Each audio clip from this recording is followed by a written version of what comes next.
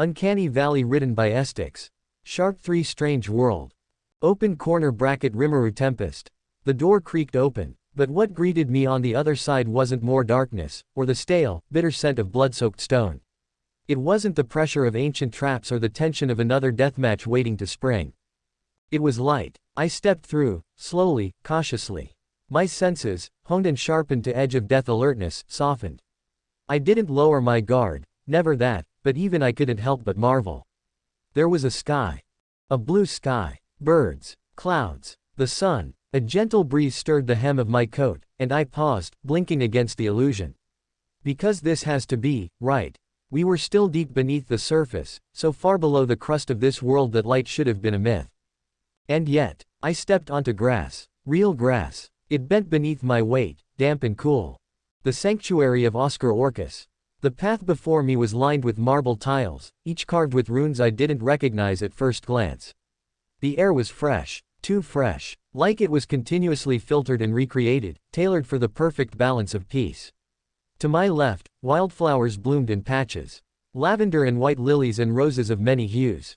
And at the center of it all, surrounded by hedges and tall, wispy trees, stood a mansion. No, a manor. Pale stone, ivy climbing the corners, with a fountain in the courtyard quietly bubbling. It looked lived in, but no one was here. Only me. I excitedly approached the door, half expecting it to slam shut the moment I touched the handle. But instead, it opened with a soft click. The hallway beyond was pristine, wooden floors, deep red carpets, sunlight spilling in from windows. I wandered around. There were paintings on the walls. One of Oscar himself, I presumed, broad-shouldered, weathered face, dark hair tied back, eyes that looked like they'd seen too much but carried it all anyway. The air was warm, and there were no traps and no death awaiting behind some illusion. There was just peace and silence. Eventually, I found the bathroom. Or maybe calling it that was underselling it. It was practically a temple to hygiene. The bathtub was enormous, almost a hot spring built into marble, with golden fixtures and carved designs shaped like dragons and eagles. Steam billowed out the moment I turned a valve, the temperature rising to something just below scalding. I slipped off my coat. My boots. My gloves. I wore my birthday suit for the first time in an awful long time. I saw my reflection caught in the mirror, messy, soot-smudged hair, tired eyes, and dried blood on my cheek. Not mine, of course. Never mine. And I looked beautiful despite it all. I looked away and stepped in. Ah, bliss. The water hit like a soft explosion. It soaked into everything. I sank deeper, letting my body stretch, relax, drift. The water smelled faintly of minerals and something floral. Maybe mint. Maybe magic. Probably both. I didn't realize how long I'd been submerged until the steam began to fade and my fingertips felt like they were wrinkling. But for the first time in days, weeks, I didn't care. I felt clean. I found a robe in the next room. A silky, deep navy robe that somehow fit perfectly. My next stop was the kitchen. And that was where the real magic started. Polished countertops. A stone hearth. Rows of knives sharper than anything I'd used before. Spices I couldn't name. Ingredients in modern-looking containers, meats, vegetables, bottles of aged liquids and glowing grains. Now this is a kitchen, I muttered to myself, smiling. And I felt like cooking. I picked a simple dish. Omelette rice. Familiar and comforting. The sizzle of the pan echoed pleasantly through the kitchen. I added a twist, some mushrooms I found in a cold box, diced them finely, and caramelized them with diced onions and meat. The rice absorbed it all, smoky and golden. I folded the egg over it just right. When I plated it, I found a sprig of fresh parsley and laid it neatly on top. I sat by the window, sunlight, or the illusion of it warmed my face. And I took the first bite. I didn't realize how hungry I was until that moment. Not energy hungry. That wasn't the issue. I was human hungry.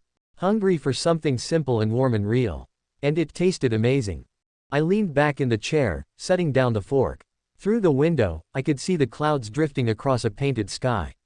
It really was beautiful. The kind of peace that couldn't exist in a world still turning on blood and ambition. Oscar must have made this place to escape. A paradise beneath a battlefield. Maybe he hoped someone would reach it. Maybe he hoped someone like me wouldn't. But here I was. And for the first time in a while, I didn't feel the need to move. Didn't feel like I was racing toward something. I just sat and breathed, figuratively. Fleur-de-lis. I awoke from my artificial sleep without alarms, dreams, or even tension on my shoulders. There was just a quiet, pure, restful silence that wrapped around me like another set of warm sheets. After breakfast, which, I'll admit, was just another bowl of that delicious stew I'd made last night, seriously, it hit the spot. I wandered through the house again. Not out of restlessness, but curiosity. Every room had something to say. And then I found it. The workshop. It was tucked behind a simple wooden door near the east wing, half hidden by a rather fanciful painting. The moment I stepped inside, I felt like I was walking into the brain of a sorcerer-engineer-artist hybrid. Tools hung neatly from racks, blades for carving magic inscriptions, quills dipped in perpetually full ink wells, vials of liquefied mana, containers filled with exotic minerals labeled in faded but elegant script. There were even Azantium, a few pieces of them which Great Sage told me to be the strongest material in this world. Workbenches were arranged in concentric arcs, each dedicated to a specific craft, enchanting or smithing and alchemy or whatnot. A circular dais lay at the center, its surface engraved with complex geometric runes. Then, suddenly, required information inferred, extra skill, material creation, acquired. Using unique skill deviant to merge all control and emission skills under the host, successful. Extra skill, law manipulation, acquired. Threshold of unique skill Great Sage met. Terminal point learned. I blinked at the influx of system messages echoing in my mind, and I couldn't help it. I smiled. Time to play. First order of business was the outfit. It started with the fabric. I used a bolt of dense mana-infused silk from one of the vaults, reinforcing it with solidified dark plasma to give the threads a unique energy resistance while imbuing most of my resistances. Each stitch was careful, not by my own hand, of course, since I had Great Sage. Smooth, efficient, seamless. The shirt came first, a simple black, sleek, with soft sheen like obsidian.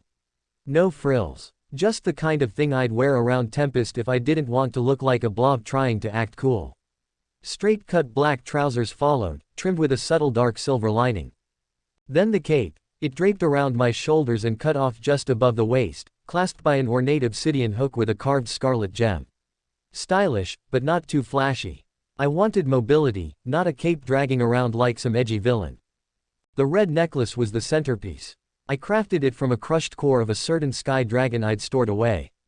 Embedded within it were multiple enchantment layers, temperature regulation, emergency defense burst, and mana equilibrium stabilization.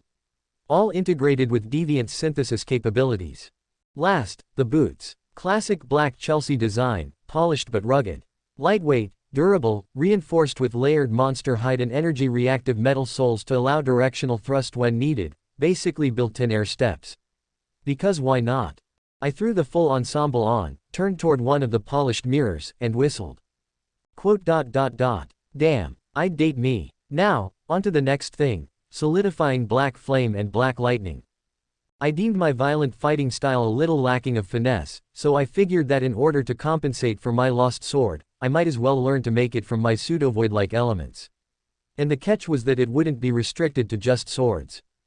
But this was trickier. Dark plasma was my specialty, yes, but it was never something I could fully touch. It was volatile, unstable, unreal. It burned through matter and energy alike. But now I had law manipulation. And suddenly, this wasn't as rigid as it used to be. I called forth a small orb of black flame in my palm. Then I concentrated, slowing the particles, wrapping it in a conceptual shell, altering the properties through force of will. It hardened, like obsidian, but alive, beating like a heart with malevolent heat. Next, the black lightning. It sparked like coiled serpents around my arm as I wrestled with it. It resisted, but I enforced new boundaries. Reaffirmed my laws. I shaped it into a jagged spearhead. I stabbed the obsidian flame orb with the lightning spear. The workshop trembled. The entire space shivered like it was about to reject the laws I had forced upon it. Then, it stabilized. Two constructs hovered in the air. One burning, the sword, and the spear one buzzing. Tangible destruction. Touch-sensitive power. Yup, I muttered. I'm officially scary. Great Sage buzzed, almost pleased. Concept stabilization successful. Constructs may now be summoned at will. And so, I spent hours just playing. Sword dancing with constructs. Creating new shapes, new weapons. Experimenting with the limit of what I could, materialize. At one point I even made a floating throne of shadowed glass and hovered around on it for fun. Eventually, I settled by one of the reinforced benches with a cup of tea summoned, obviously, and leaned back in my new outfit, legs crossed and arms folded behind my head. And it was nice. Fleur-de-lis. I eventually made my way to the top floor of the mansion. Despite the rest of the sanctuary being cozy and warm, there was something different about this place. Not musty, or stale, just inexplicable. The doors groaned faintly as I pushed them open. Inside, the ceiling stretched upward, arching with golden inlays and constellations I didn't recognize. On the floor, etched into smooth stone, was a massive layered magic circle. But what really drew my attention was at the far end of the room. There, sitting atop a solitary throne carved from polished darkwood and etched with archaic silver filigree, was a skeletal corpse. Slumped forward slightly, the figure was still clad in resplendent garments, elegant, dignified, and preserved by magic. I stared for a moment, eyes narrowing. Is this supposed to be him? It is highly probable. Oscar Orcus, the creator of this entire labyrinth. One of the 7 mavericks, or liberators, depending on who you asked. A man who'd built an entire world beneath the surface, and apparently stayed here, until the very end. Some dedication, man, I muttered, walking toward the circle. The moment I stepped into its boundary. Alert. Forced bombardment of information detected. Would you like me to sort them out for presentation? Oh, sure, I replied, blinking. I'll leave you to it. The world around me fractured. Reality peeled away like a dream dissolving into another. Suddenly, I wasn't in that room anymore. Instead, I was suspended in the sky, thousands of meters above the ground. There was no wind, yet clouds passed below us in heavy trails. The sun blazed high above. Beneath us, stretched across the horizon like a scar on the world, was war. Millions of figures moved below. Armies. Cities burning. Skies splitting from arcane bombardments. Colossal spells clashing like divine titans. And amidst it all, 7 glowing stars, no, people, stood against it all. They looked like they fought not for conquest, not for ego, but for something far more fragile. Hope. The gods of this world are nothing short of demented. The voice came from beside me. I turned to find a man standing there, floating alongside me. Long, dark hair tied back neatly. Pale skin. A polite, almost apologetic expression worn like a well-practiced mask. He looked tired. Soul-tired. Are you supposed to be Oscar Orcus? I asked, keeping my tone even, eyes watching both him and the carnage below. Indeed, he said with a nod. I am. And is this memory your legacy? A gift for the conquerors of your labyrinth? That, it is. I didn't say anything for a while. I didn't need to. We both watched in silence as the scene below played out, the 7 mavericks pushing back against overwhelming odds. But it wasn't enough. One by one, they fell, not slain by monsters or demons, but by people. The very people they had once sworn to protect. We fought for them, against the tyranny of divine doctrine. We rose against gods that cared more for control than compassion. And yet, it was they, our own kin, who raised blades against us. Stirred by holy edicts and falsified miracles. He turned away, fists clenched at his sides. We were disgusted by their sickening disregard for life. We took up arms to free this world. But they turned the people against us. All through some measly, sickly divine providences and decrees. His eyes flicked back to me. I apologize for the outburst, Conqueror. Nah, it's fine. I shrugged, waving him off. You guys got it rough, huh? Your world and your people are basically a giant chess board for the things they worship as gods. Should have seen that coming, to be honest. Oscar didn't laugh, but he did agree. More memories began to stir. The scene changed. Now we stood in a great hall, marble pillars, stained glass shattered across the floor. A young Oscar stood trial, accused of heresy by high priests who wore golden chains around their necks and smiles sharper than daggers. Another shift. A laboratory filled with strange cores and artificial vessel designs, Oscar and another maverick working tirelessly to preserve knowledge in case they were eradicated. Another. A quiet meadow where the 7 sat around a campfire, laughter echoing under the stars. Hope, still intact. Friendship, still unbroken. And then the last one.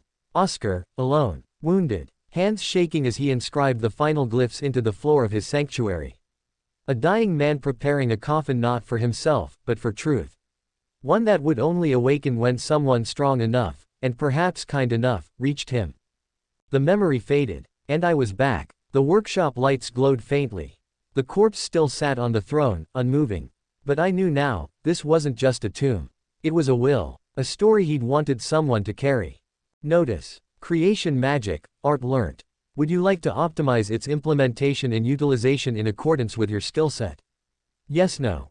Yes. Oscar never got to change the world. And I think that's a damn shame. He built this place not to trap adventurers, but to pass on truth.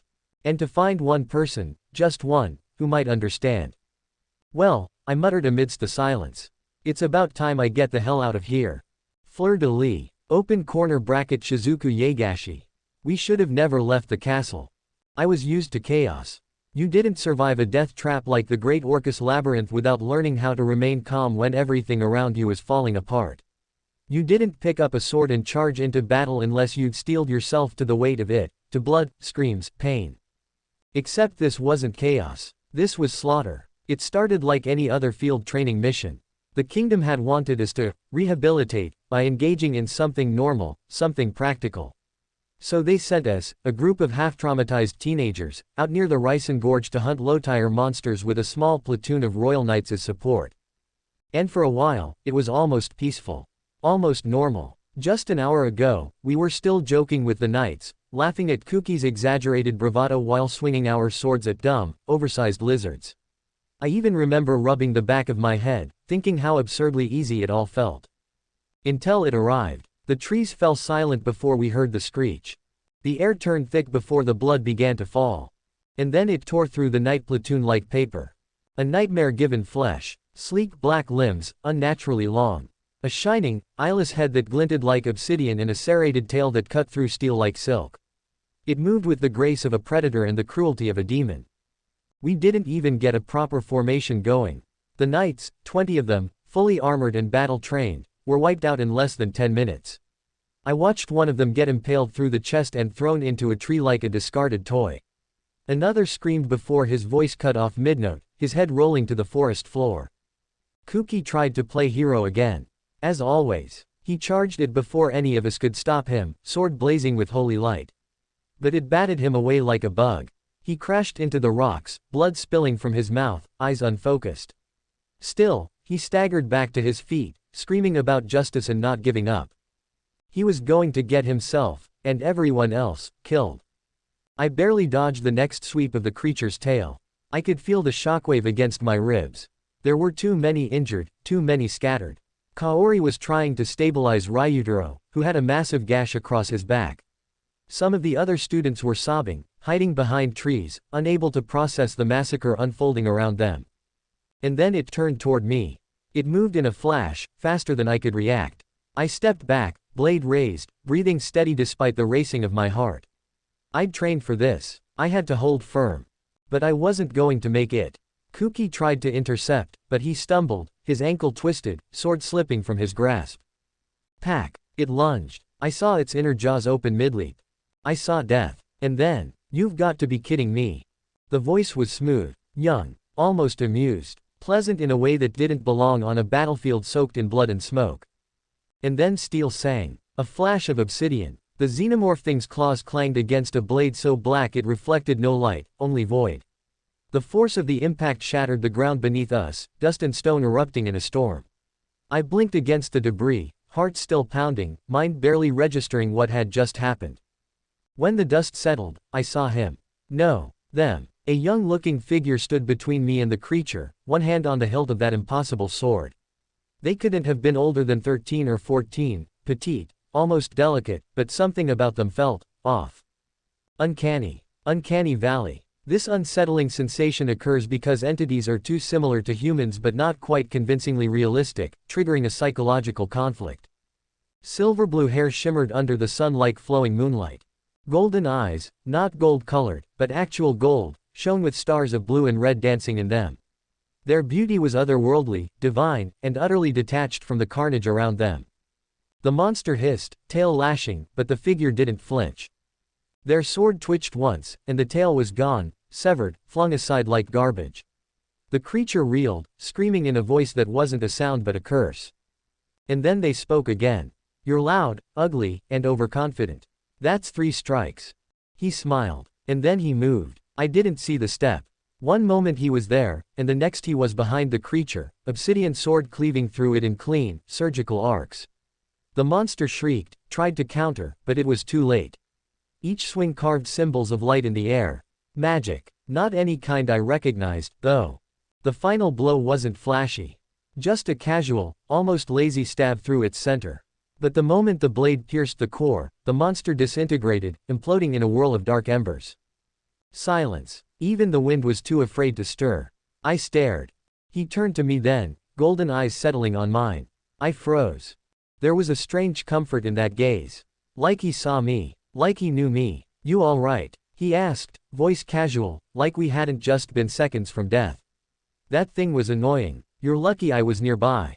My throat was dry. Who are you? He tilted his head. Oh, right. I should probably introduce myself. He scratched his cheek, sheepish. Name's Rimuru Tempest. He smiled again. Bright. Simple. I'm a boy. A what?